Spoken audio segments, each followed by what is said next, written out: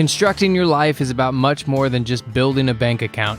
Each week, join real estate entrepreneur and mindset coach Austin Linney as he interviews guests who are constructing their dream lives and impacting the world around them on a daily basis. If you're an entrepreneur or wanting to start a business, or you just want to hear motivating stories of how others have overcome the odds, you are in the right place. And now for your host, Austin Linney.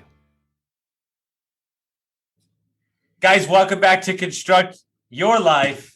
You know, I really appreciate this guy coming down off of his ivory tower from his multiple businesses. It only took me a year to get him on the podcast. My boy, my brother from another mother, Ruben. How are you doing, my man? Hey, man, I am good and I am blessed. I can't believe it's been a year, man. Stop it, man. You're making me feel terrible, but we had to make it happen. Look, we had some bumps on the road. And we got across, we had some technical difficulties, some weather and some pandemic. We got through it, though. We're here. So, this is interesting because you're so multifaceted and you do so many things. I'm going to let you tell the audience who you are, where you come from, what you do, and then we'll kind of see where it goes from there. That's a good question. So who am I? I'm a learner. I'm an active learner for sure. Actively learning. And the reason I say that, Austin, to the audience is because I'm surrounding myself with guys like you from different walks of life, right? You're a big mindset guy. Okay, I got a mindset guy on my phone. Marketing, real estate. I mean, you name it. So I'm a learner. When I say I'm a learner, I'm like not your traditional like at school learner and student. It's more like active, get in contact with the people who are doing it. And so just to get more context, I grew up, I was just having this conversation with someone else yesterday. I wasn't the guy who was like selling lemonade at a lemonade stand. And I was always a built entrepreneur. I always find that interesting. I'm like, dude, that wasn't me, man. I was given a script. I went with it. I got good grades. Like I was lined up, I was listening to what the folks were telling me. And then I started to surround myself with other people who were kind of showing me a different blueprint. And then I followed those people, got mentors, I got friends. Your environment is important. That kind of flipped that script on me. Oh, there's another route. Like you don't have to always do it that way. And so, yeah, I wasn't like born like an entrepreneur. And I wasn't born like a real estate investor. I wasn't born anything. It was more like, oh man, this is interesting. Let me tap more into this. And now I'm here. So I guess in a high level here today, I'm a real estate investor. I own a marketing agency and I consult as well. I have an IT background. So I've been consulting for quite some time. And I use actually that knowledge and I bring it inside my businesses. A lot of these corporations have they're systems driven. We're entrepreneurs who became corporations. And I've actually used my experience in that world to bring it into the startup space or the business space and everything from a short-term rental to my business. And so I'm systems driven, active learner. And I'm very thrilled to be on this podcast with a guy like you, Austin, and the people who are here to construct their lives, man.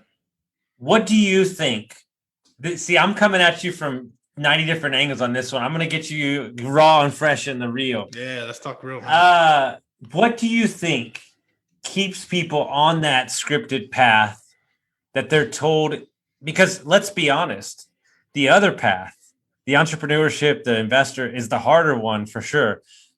Why do you think people stay in that realm for so long? Maybe what their parents told them they need to do or whatever. Like, because there's a lot of young people that listen to my thing, that maybe said, this is what we need to do. What keeps them stuck in that little rut of just heading down? Not that it's a rut, but just not going after what they want. I think because you don't know any better, man. Like, I think one of the things I was blessed with, and I kind of accepted the blessing, is I had roommates when I was in college. I went to college, right? I did the whole thing. I was a varsity athlete as well, so got a lot of discipline from that. But I got exposed to it, Austin, right? And when I say that, I'm like, hey, what are you doing online? Oh, yeah, I'm just shooting a video. What are you doing on video? Oh, YouTube. I'm doing YouTube. What is YouTube? Oh, I'm doing YouTube ads. YouTube ads. Okay, cool. So when I was brought up in my house, I was just like, okay, study, do this, become that. And now I got this guy who's making money with YouTube ads. This is back in like 2000 and, what was it? 2000, maybe 10. So I'm like, okay, can you show me a little more? And then, oh yeah, I'm going to this underground event. Underground event, yes, a bunch of entrepreneurs. Okay, cool. So I go with them, and I'm like, I got people who look like me who are doing like talking about some crazy stuff I've never heard in my life before. And so to answer your question, Austin, it's like you don't know any better because it's your environment. Your environment is what you know. Like there's so many things I look back now and I'm like, damn, like I don't know shit. You know, like I didn't know this existed. And there's just so many levels to that. So I feel like if you don't have like this curiosity bug and you're not willing to be like, okay, is there another way people are living? Because this is a construct your life. Like you might have eaten a certain amount of diet and you think that's healthy. And then you go to your friend's house and it's like, no, this is what we eat. And then we're like, okay, I didn't even know that you could make that with those ingredients. So I think to answer your question, Austin, it's exposure. And I feel like we're so blessed because exposure, even during this pandemic, if you're listening to this, it's literally March 31st, 2021, is just a click away. Like turn off anything that's not serving you and tap into some podcasts like this where you can be like, oh shit, maybe I should think differently. It's a YouTube away. It's a Google away. Like it wasn't like this when our parents, and that's the crazy part too. Like I'm talking about my parents, my generation, right? They're in their 60s, right? To give you guys some context. And so it's like, they didn't have, like, it was hard to get exposure because all you had maybe was the library and the encyclopedia.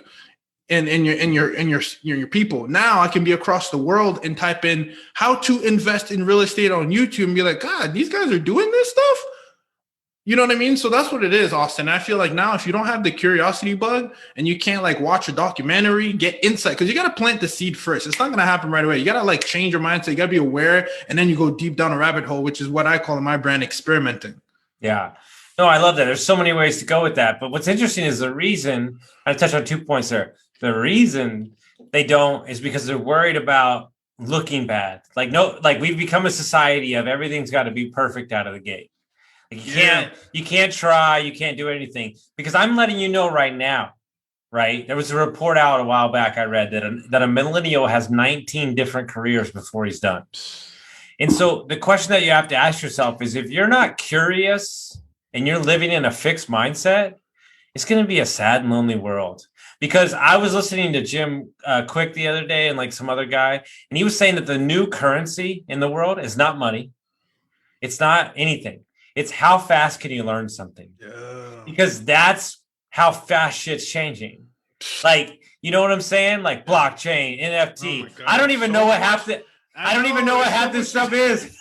Dude, so it's funny. I just told you I got my boy, and this is powerful right here. This is what we're talking about, Austin. I got a guy who's like, yo, Ruben, man, you know so much about real estate, which I don't. I'm still learning. He's like, you got to teach me the game. And guess what? I have a call after this podcast where he like helped me get control of my wallet on crypto and all that. Cause I had money that I invested before, but I didn't know how to do it. I had a friend who was handling it. And I was like, Ruben, you got to control your money. And so that's the thing though. Like that's power right there. Like you got to have somebody in your backyard that's doing so many other things that you can't do that you don't know. And maybe you do it with them and they can kind of guide you. You know what I mean? Well, think of it this way. Me and you are the same person. And maybe I'm a weird person when it comes to this, but when I worked at restaurants when I was younger, this is a true story. I used to memorize. Now I have a weird memory, like kind of scary almost, but I used to memorize what everybody did at the restaurant that worked there. And when I mean what everybody did, like I remember if that person went to church on Wednesdays or that person had dance on Wednesday or football practice, because when I wanted to get off of work, I wanted to ask one person. I didn't want to ask 30 people. And so what's interesting is I watch my networking. It's like almost I go out every week and fill up a bucket I don't have. Right? It's like, what do I don't have? Well, I don't have a Portuguese goat farmer. Well, I'm going to go search for that this week. Like, because when you ask me, when you say, this is what I need, I go, okay, hold on. Give me 5 seconds. I got it. Boom, boom. Here you go. Oh, dude, because that's crazy. Because I don't, because if you spend a week looking for that one person or that one thing you need, you're wasting precious hours. And now I just go straight to the match. Dude, it's so funny you say it because I'm like, as we know, guys, your host, Austin, is a crazy super connector. I'm like, how does he know all these people? And like, it's so crazy because you've been working at this for a long time. Like it's a muscle that you've kind of created. And I think it's so powerful in this day and age. to the conversation we're having, we don't have an information problem.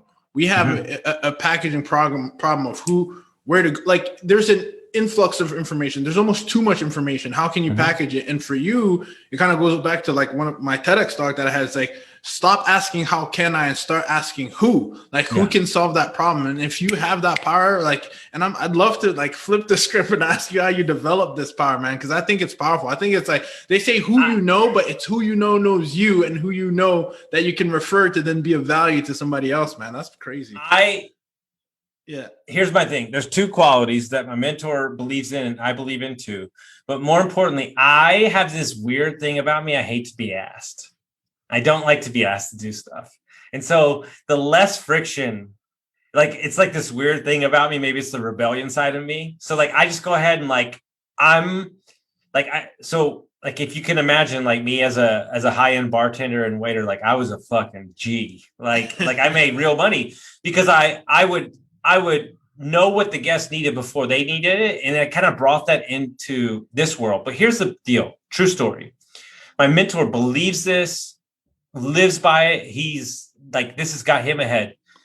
Likability is this secret weapon that nobody talks about. Dude, let me tell you something. Everybody comes back around. Meaning you better be very careful who you're pissing off. It all comes full circle always. And so if you're likable and people want that energy around you, like my buddy, right? He does breath work and some other stuff for entrepreneurs. He said, I want you to go back and I want you to look at Tony Robbins' YouTube videos. And I was like, what? And he's like, go look at like 10 videos by Tony Robbins. I'm like, what are you talking about? He's like, tell me one instance when Tony Robbins has his chin down ever. His chin is up. His chest is out because he's allowing that energy to come in and he's lifting the people up in front of him. So when I have a coaching client, when their chin's down, they feel bad about themselves. And so I raise my chin and lift my thing up and they gradually come up to my energy. And when they move into a new energy, they can shift. You can change. And so you have to do this, and you do this. You bring great energy to any environment, adding value. You're not taking. Like we were just reading about this the other day. If you're taking energy, right? Like it's going to be a very lonely world for you. But if you're giving and giving, then people are going to find a place for you. And so when you find this new world and you're like, damn, this underground, this guy's making YouTube apps. Like what shifted in your life? Like where did you go first when you were like figuring stuff out? Because something I love about you is like you're 100% curious, which allows you to never leave a stone unturned. And so that way you're going to be able to, I call it a Swiss Army knife. You're going to be able to handle a couple different things. In that same context, you also have to learn how to be restrained from that too. True, and so like, when you started figuring out these options in college, like what kind of was the first business that you dove into? Okay. So I love that question, man, because, I went in with the gift, and it's interesting because so I'll be straight up. It was personal training where I was like, man, this is crazy. Like, I'm really helping people, right? And I feel like you can start from there because I think sometimes we have all these ideas and it's like, at the end of the day, it's like, okay, what problem you're solving? And so for me, it was like the lowest hanging fruit. I was an athlete. I want to get my certification. I've always wanted, I love the body, by the way, like guys, I was going to be a chiropractor, man. Like I love like physical, like all that, the body, mind, soul. I've always been, training, taking care of my body and all that stuff. And I started helping others and I started getting that feedback of, man, like Ruben, you changed. And it's crazy because it's like, I'm a young guy, like you changed my life. I'm like, what are you talking about? Like, I'm just helping you work out, man. And they started saying that. And then I started to see a different side because I was going to class, I was going to school. And then I also, when I had that personal training business, it was like, in school, right? Like I was literally like training like faculty, staff, like they knew me, like highly respected professors. Like I was the personal trainer on campus, man. And that was the plug because I was connected to everybody. Like sometimes like, some my guys would come out like, yo, who are you training right now? Like, some fit girl would be like, oh, like it was just it was like I was like, yeah, man. It was like the plug of campus. I felt like I was the shit. But more importantly, I've always wanted to kind of like teach and to speak. And so it kind of gave me that fulfillment. I'm like, yeah, like I need to stay on top of my game because when I'm on top of my game and I'm like knowing more about the body and I'm putting training things together, I'm actually benefiting people. And then I created a YouTube channel. You guys can check it out. Ruben Kanya. I'm still on that YouTube channel still exists. And I was putting out content. And so it's funny that like the whole podcasting, the thing is, it's a muscle, right? Because I've been speaking in front of camera for over a decade now. Yeah. And so I've been doing this. And so that was the first thing where I got like, I had a little sense of like freedom because I was like, it was on my schedule. Hey, Ruben, when are you available? I'm like, okay, cool. And then it kind of went from there. And then when I graduated, I was like, damn, I'm going to leave all these people behind. So I put a little program together, some digital program. It didn't take off too well, but that was like the first taste. And then to answer your question, Austin, I just went deeper with the person who was already doing it, right? So then that didn't stop there. Like the twins, as I call them, are still my buddies today. They still do my site. Talk about these deep-rooted relationships. They were like, yeah, we're going to this conference called Traffic and Conversion. I'm like, what the hell is traffic is conversion? Traffic? Like, what do you guys? No, it's like traffic and conversion, like digital marketer. So my biggest advice would be like, and I want to do this too, because I'm right now more into the real estate space and marketing space. I want to go to an environment that I'm really not used to. Like that's my goal for this year. I know conferences were kind of like shut down and everything. Like I'm a big personal development guy, but I want to go with people who are doing something that will completely enlighten you and is completely not in sync with what you currently know and do. Like I want to go to like an art gallery or something or an art conference, like some weird, because you're going to get some insight and be like, oh wait, why don't I implement that in my business? So to answer your question in short, I just went deeper. And then you asked me about what was that kind of like that next pillar. I got introduced. So personal training was the first one. The next thing was like e-commerce business. I learned like Facebook ads. We started outsourcing products, drop shipping. Like it was that's when I started learning about systems and all that. This was completely off of the track record of like going to school. I've gone to school for like health science and like minor in economics. Like those things are not the same. And I think it goes back to our point of being curious, because once you're curious, you can kind of go off of the grid of like, it doesn't be like, let me leave you with this because I'm rambling a little bit. But the problem that I have, like when it comes to like the school system, it's the whole, what's your major? What are you studying? Because you've already pigeonholed yourself into this is where your energy should go. It doesn't allow you to like, okay, but like I want to do something completely off different. You have to just focus on these minors, these majors, these electives, that, and you're not learning anything else. And we know that the world's changed completely now with all this information of things you can learn. And again, maybe degrees not being as valued as they once were. That's another argument to have or another discussion to have. But my whole thing is go with the experts who are already doing it, hold their hand, go deeper, go where they're going, consume what they're consuming. And that's how I kind of went down these different avenues of businesses. And I'm glad to share how I got exposed to other new ones and how I was able to now identify and be like, okay, this is what I really like. And this is what I'm going to double down in because it matches with my fulfillment, my personality, and my core values. We as a society love a good identity. We love a good box, and an artist per se has a profile, long hair, smokes a little weed, maybe wears a hat and a poncho, right? It can't be me, right? Can't be me. And we live this society loop of absolutes. This is the only person I'm supposed to date. This is the only job I'm supposed to have.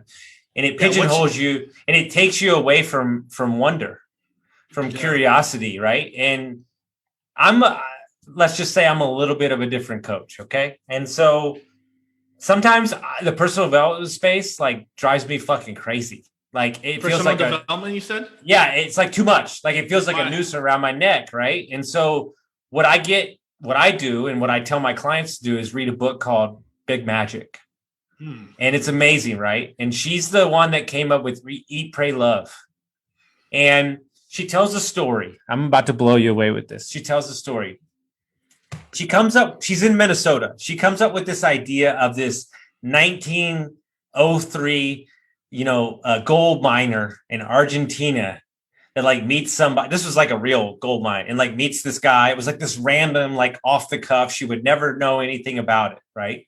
And so she's writing other books, and she sits on it for like 3 or 4 years. She meets this woman from California who's another writer who's a friend, and says they just meet each other. They like each other's work. And she goes, I need to tell you, the girl from California, I need to tell you about this story I'm writing. I love it. It's a 1903 gold miner from Argentina. And the woman goes, what the fuck? And her explanation of this was, art is a vessel that moves through you.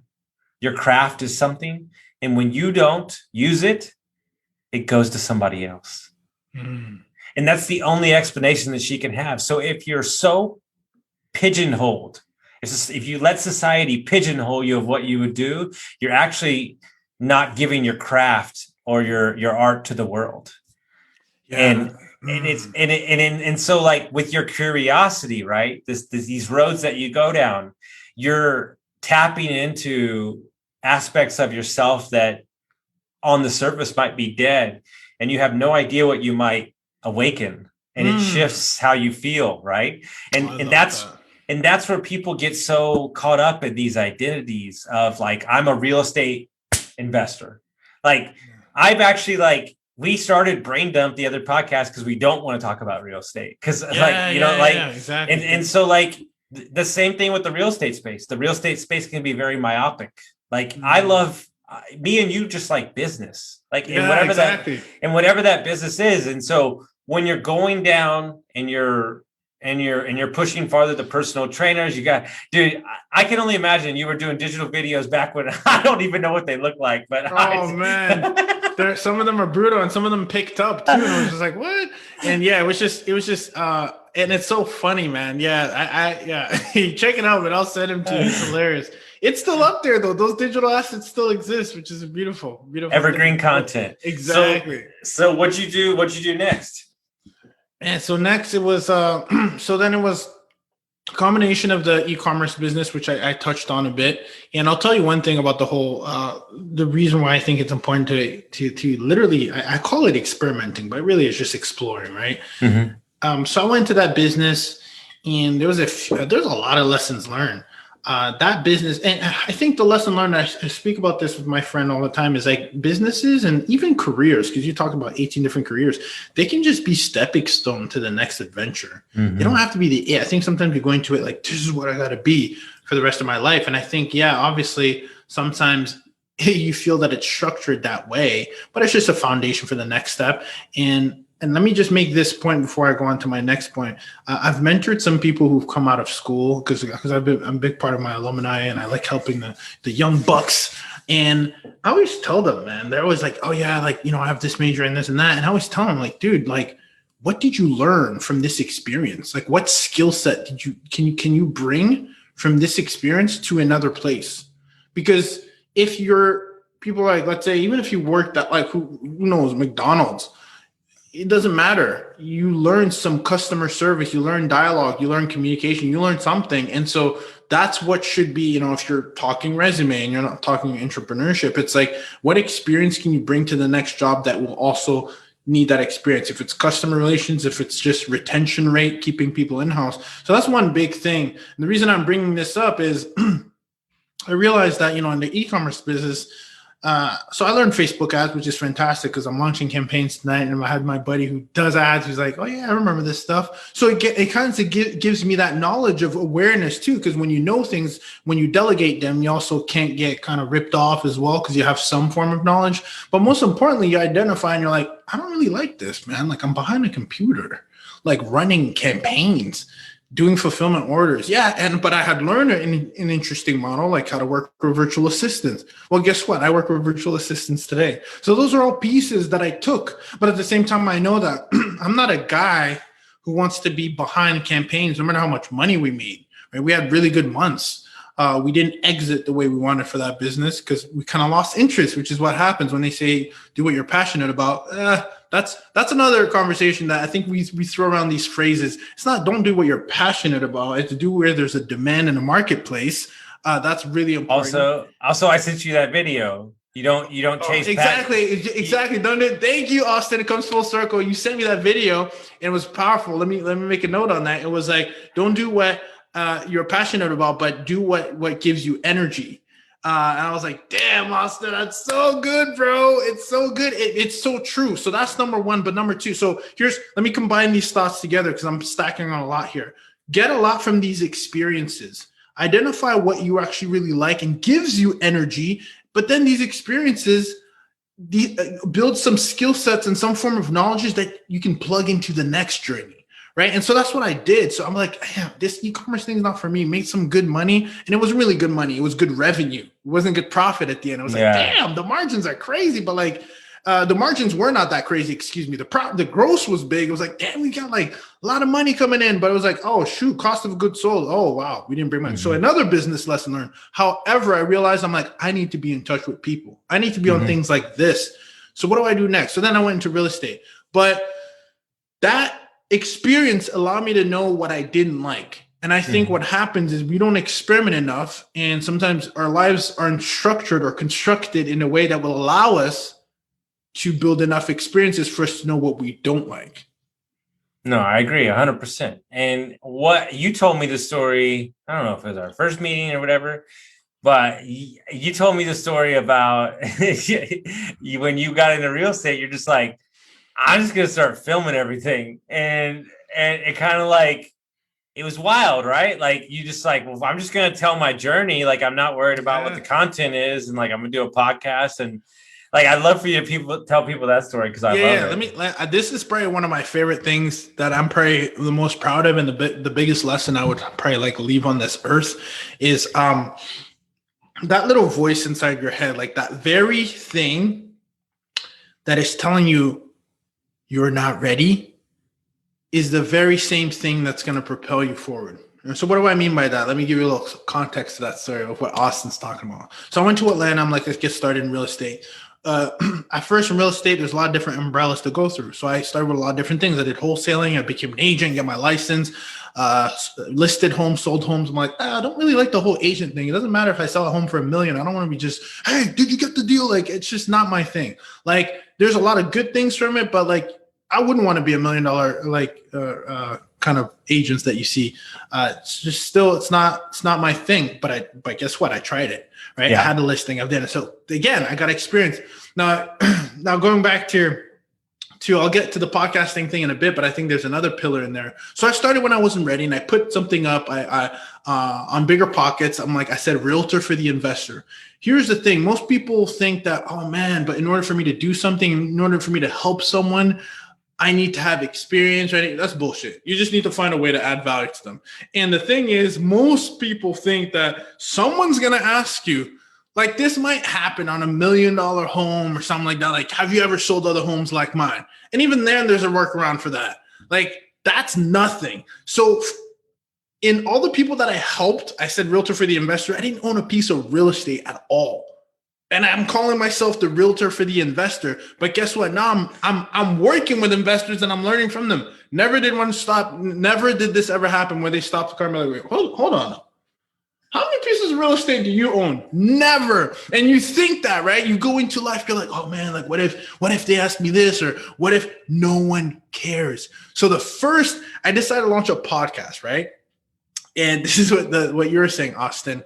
And I was like, man, nah, I'll host a podcast when I have like 100 units under my belt. And I'm like, that when I have this, then I'll do that. If you ever find yourself, your mind telling you when I have this, or when I become this, then I will do that, you need to just destroy that thought, because that thing is just a limiting belief that you've told yourself. And we do this all the time. I even find myself doing that too. I'm like, I don't need this right now. I can just launch today. I'm telling myself I need that because it's a crutch, right? Like it's a fight or flight response. Like, no. We're going to be good when we have the money, or when, right? You fill in the blanks. So I was like, I want to launch a podcast, a real estate podcast. Why? Because again, proximity. I want to get close to people. When I launched that podcast, I didn't even own a piece of real estate. And my first guest was someone who had 300 million assets under management. And I'm just like, it was just like real estate experiment. And the crazy part is, guys, get this. Start when you're not ready, because it's a momentum. I've said this before. It'll help you deliver. If you're a sane person, if you say you're going to do something, then you're forced to do it even when it's not there. I didn't have a podcast when I pitched this guy. I was just like, hey, we'd love for you to come on podcast. He's like, okay, this date works for me. And I'm like, oh, shit, I got to get a podcast together. But the lesson here is like, start when you're not ready, because the human, it's just your human nature. Like, it's there to protect you. That like, nah, Austin, you're not ready yet.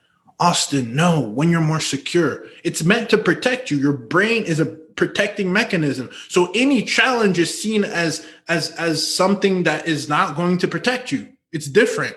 And so the lesson learned in that situation was that led on to relationships that led to deals, partnerships, clients. I opened up an agency from that action. Because if I didn't do that, I wouldn't have met the people. I actually wouldn't have met you, Austin, because you came through. It's unbelievable, the things that happen. And the thing is, you can't predict that. You can't. You just have to take that step ahead, and then it leads to something else. And again, the whole curiosity step, you have to open up that door, and then you see what's on the other side. And then you take the steps, and then you open the next door. And then you turn left or right, and then you learn from something, and then you open another. Then you get a set of keys. Now you have keys to a lot of doors. And then you meet people who can give you a ladder. You meet people who can open up other doors for you. Like, that's the power of being curious and starting when you're not ready. Yeah, my boss in private equity space, he said, don't you ever lie about where you are. It's not worth it. He says, and so like, I just tell people straight up. Like, now I'm like, this is where we're at. Like, this is where we want to be. Okay, great. Hey, you ever built a house before? No. Well, we're excited to build one for you. And he said, and guy said, sounds good to me. But hear me out. Hear me out with this. My business partner has, but here's what he's been calling people, right? And they're on a 1 year wait for building. And I go, or you can just become our timeline. He goes, I like that. And so like what you're saying and like just going and everything, ask enough questions to get to understand the friction point of said person. Like, as like my mentor would say, like build the airplane while you're flying. Like at some point, the action is going to beget things that you don't even understand. Like the podcast for me, like I love everybody that listens to it. I love like every response I get, every review. And that's great. And it's also a straight up networking tool for me. Like that's the way I positioned it.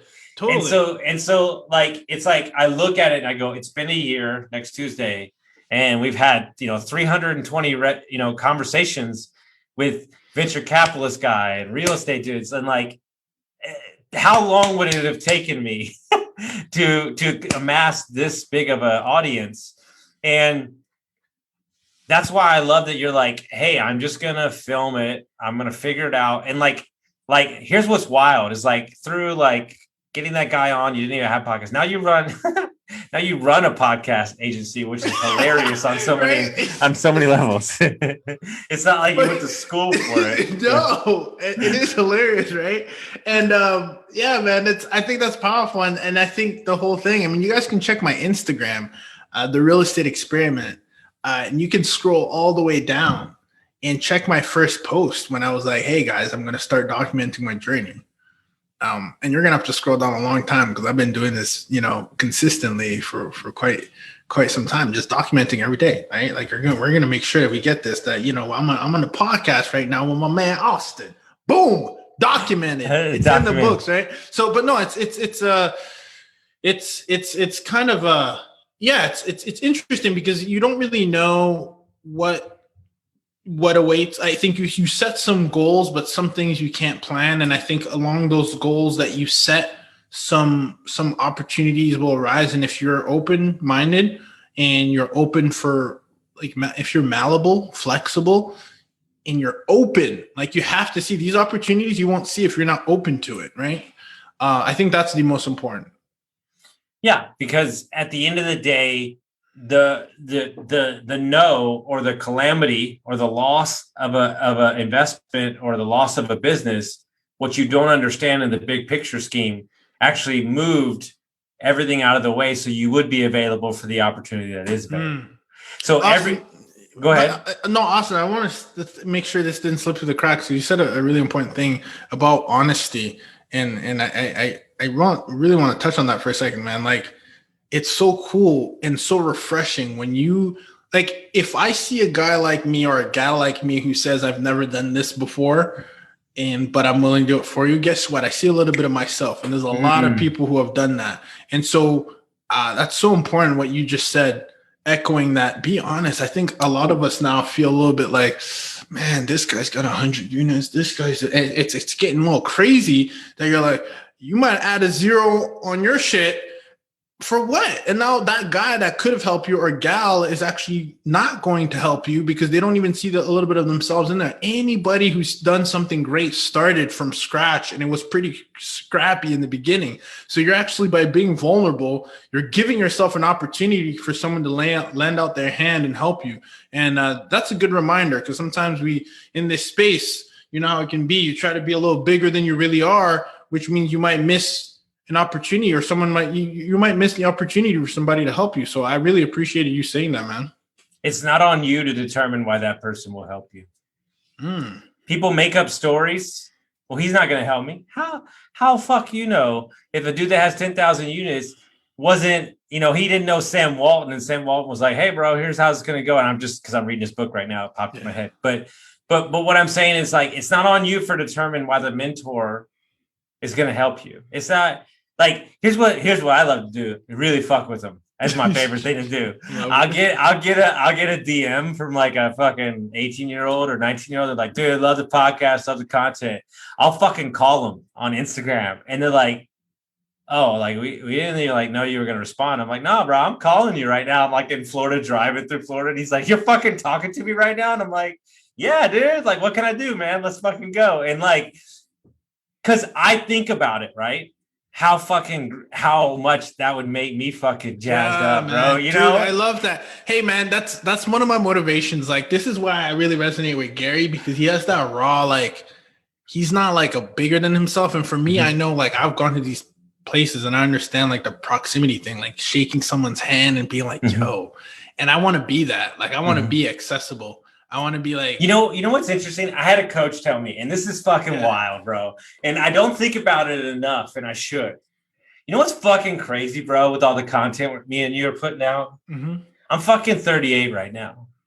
I'm 60 years old, bro.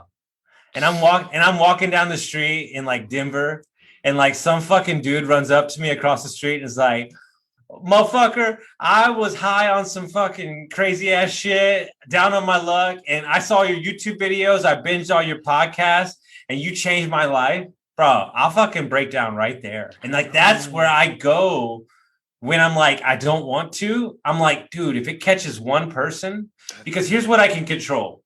I can't control how it lands with you or when it hits you. I can control my actions in the movement, which is put it out there. Like, every time that you think you don't want to, you put it out there, and like, boom, you get that, like, okay. And like, don't get me wrong, as content creators, there's some times where you're down on your shit, and like every time when you're about to like pull the plug, it's like the universe like gives you that like little inkling, like somebody texts you and they're like, we felt it, like, you know, and I'm like, all right. I'm like, all right, we back. Yeah. But Austin, you know what's crazy about that too? That's like what we see. Like, there's so many people who are not hitting the like button, who are not subscribing, who are not doing a damn thing with it, who are like, wow, that sat with me. And so if we go by, that's another thing too, like this whole numbers thing, man. And I'll mention Gary again, and maybe that'll be my last reference. But he said he had this thing where it's, 1 is greater than 0. Mm-hmm. And I was like, ooh, I love that. And his whole thing was like, man, you're over here and you're like, oh man, this only got 12 views. 12 views?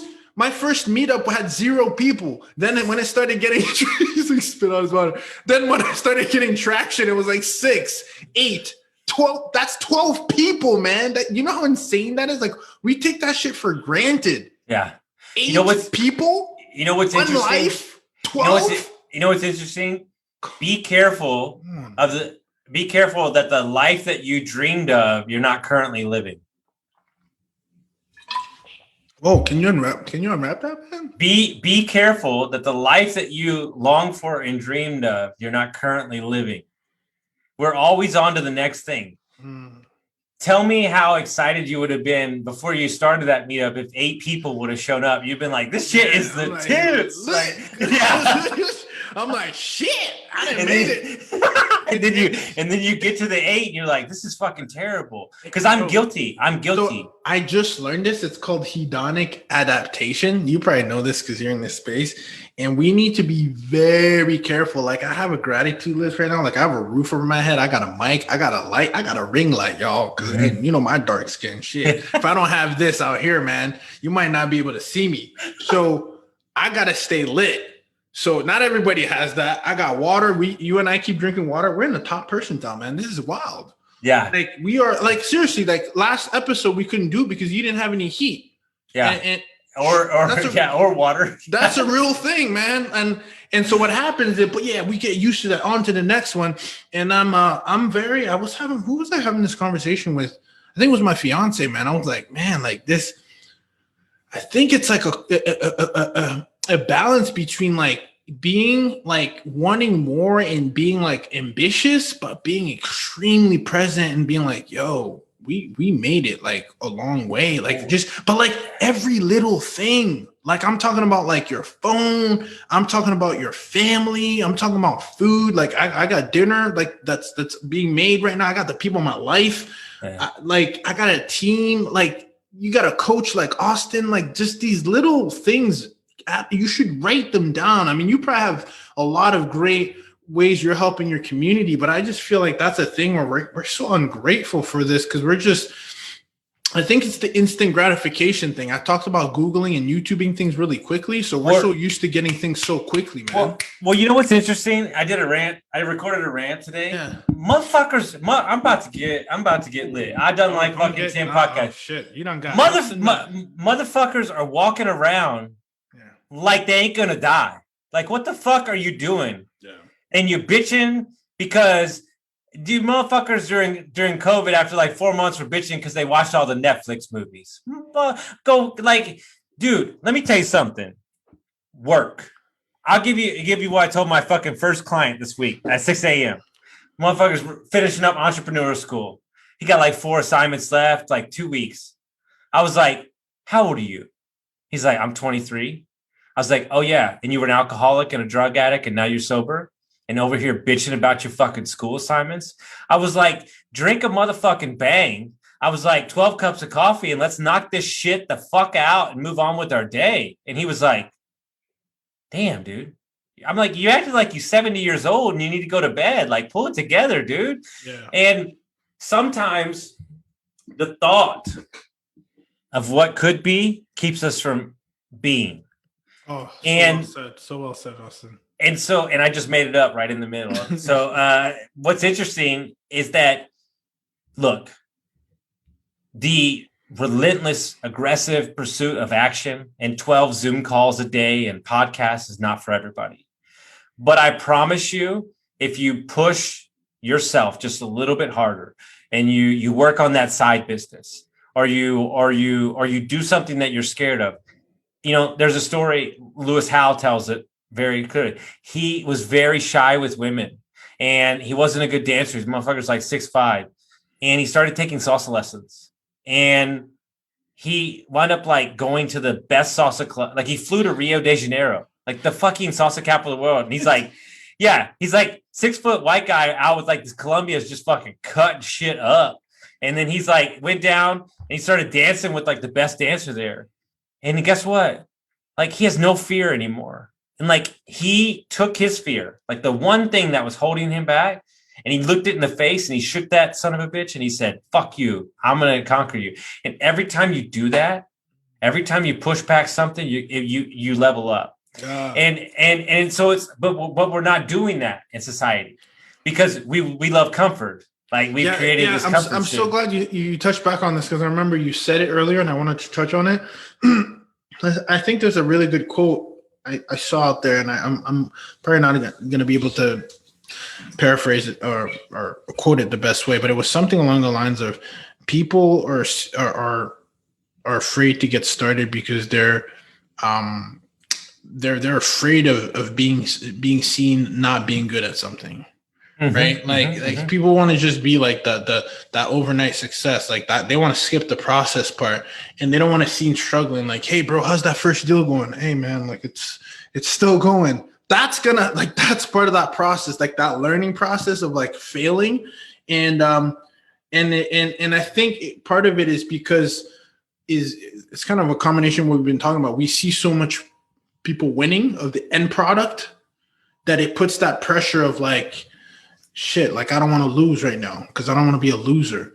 But the thing is, like, that's the end result. So if we can get that as a key takeaway, like that's the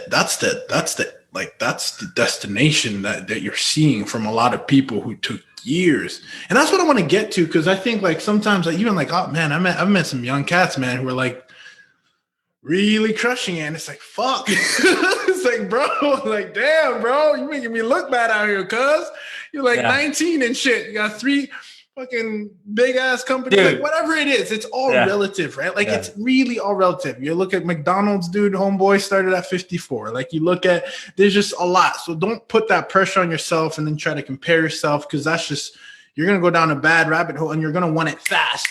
And I think you can get it fast if you put the things in place, but that doesn't usually happen too quickly. Like there's a process, because I will say that now in this day and age, if you can have the right relationships, make the right connections, it can happen fast.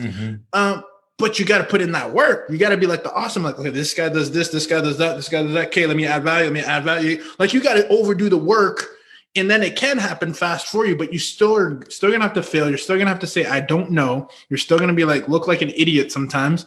That's happened. And shit, you're gonna have to go through the process, man. So thank you for bringing that. Like, I couldn't agree more. And not to pivot too much, but I've been saying this quote all day, and I want to drop it on you so I don't forget, because I think you'll love you'll take this will be your takeaway for the thing, because it sums up America in a thing. George Bernard Shaw said the single biggest problem with communication is the illusion that it's actually taken place. So okay. That's life. The single greatest problem with who you are and what you're doing is that you believe that you've asked for what you want. You haven't. You haven't pushed yourself. And you know what's interesting? I love doing business with military people and people who have been through drug addiction, because there's no fucking off switch with those. Like, they're so happy to be drug free that it's like, oh, it's a motherfucking Tuesday, we skipping. Like, fucking, they just don't give a shit, because that attitude, right? That happy attitude, that push forward, like, let's just go more is infectious. And like, I'll be honest with you, one of the things we're playing with right now that I think will be like change the world is I want to do entrepreneurship houses. And I want to do like 3-month stays where we fly speakers in, and you have a chef and a trainer, and everybody has their own room, and you have a scoreboard there, and you like give away prizes every week. And like, could you imagine the businesses and the amount of work you could get done around that environment? Like that incubator. Yes, like, incubator. Like, you know, I'll be honest with you. I just had an idea. we were talking about doing a mastermind event, right? Yep. I changed my mind. All right, here's what we're gonna do instead, because it's my favorite show in the world. Let's go to Atlanta, and I'll raise the money. I don't even care. I'll find the company. Let's get a grant in place, and let's do Shark Tank. Tell me more. So we'll get a panel, me, you, and some other entrepreneurs. We'll be the judges. We'll get a grant from a couple different companies, and we'll gift the winner of the Shark Tank a grant to start their business. That gets me fired up, doing stuff like that. Really interesting. Like, how fun is that? And then your company could give away like 60 days of like branding and marketing. Like, and I can give away, I can give away my coaching. Like how great would it be able to give that gift to somebody? Like, that's the kind of stuff. Like, people think that I want to make a ton of money to like fucking tell people to fuck off and shit like that. What I want to do is I want to give it back. Like, I want my time to be my own. And that's why I'm after this thing. Like, because my why is impact. Well, how can I do that? Well, I can do it from a position of strength, or I can do it from a beggar. Well, I think I'm going to do it from a position of strength because I can help more. And so if your mechanism for why you're doing stuff is greater than the actual sum of where you're trying to get, then it's easy to wake up every day at 4 a.m. It's easy to push past that workout. It's easy to go through the 10 Zoom calls, because this thing that we're doing right here and what you're doing for your company and getting other people's messages out is bigger than you and I. Yeah. And we're playing an infinite sum game. And so if we're playing an infinite sum game and my why is so big, how can you fucking beat me? That's real. It's the truth. Because, and I'm not saying you don't get mad, because I'm sure you do. But every time I see you and every time I talk to you, you're so damn fucking happy. Like, and it's because you're so ingrained in the process that you have somewhat divorced yourself from the outcome. Like, who I'll be when I get there is who I'm actually going after, not when I get there. And people need to understand that. Yeah, and it's funny. I was just talking about this, about the whole happiness thing, because it was tying back down to the whole gratefulness thing. And with your audience, I think you'll appreciate this too. Is I think happiness is definitely a choice, man.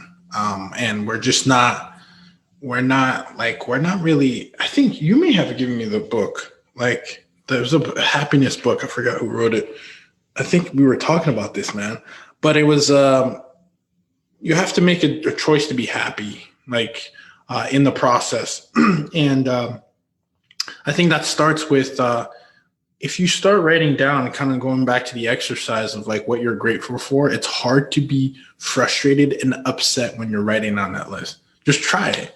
Like, if you're writing down what you're grateful for, that energy is completely shifted. So if you start that early in the morning, as soon as you get up, you do a gratefulness, it's hard to write a gratefulness list and be like, oh man, I got this paper due. Like, what, dude?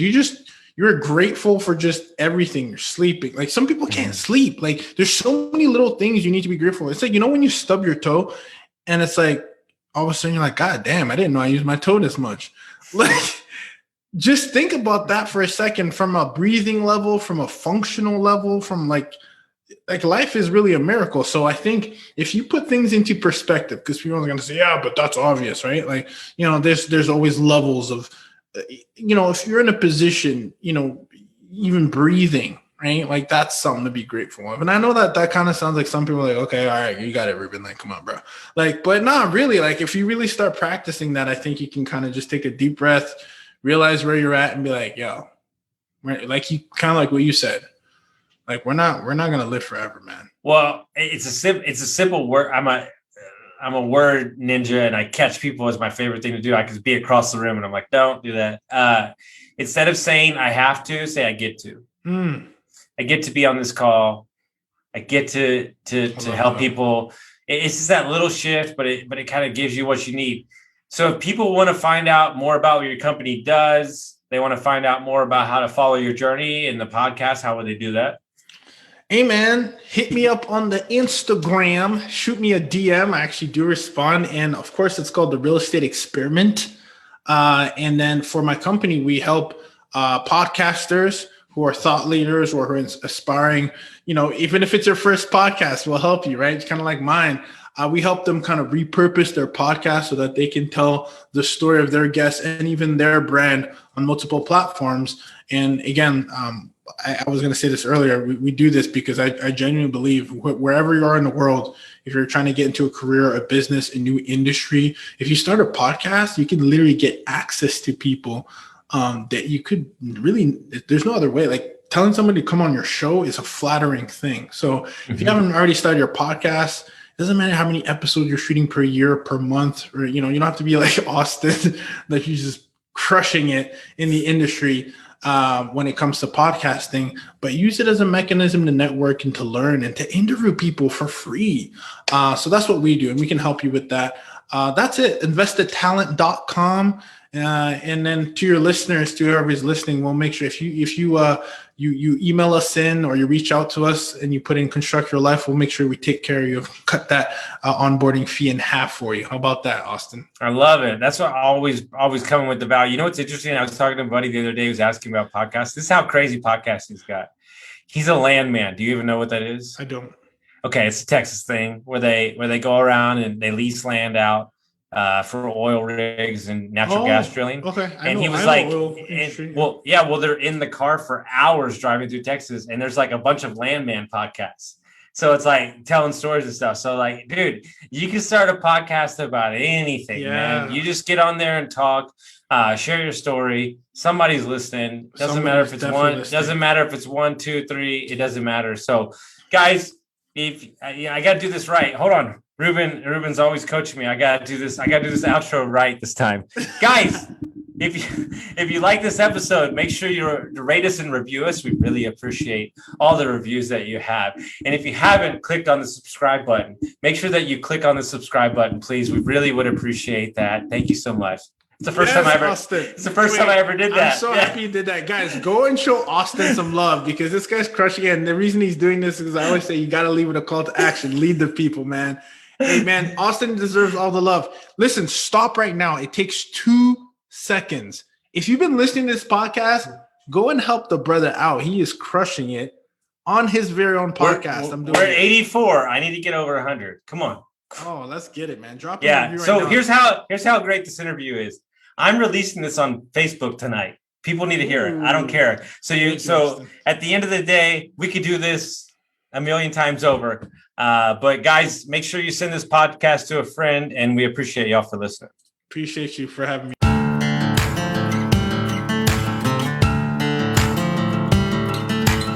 Thank you for listening to Construct Your Life with Austin Linney. If you enjoyed this episode, be sure to rate, review, subscribe, and pay it forward by sharing with a friend.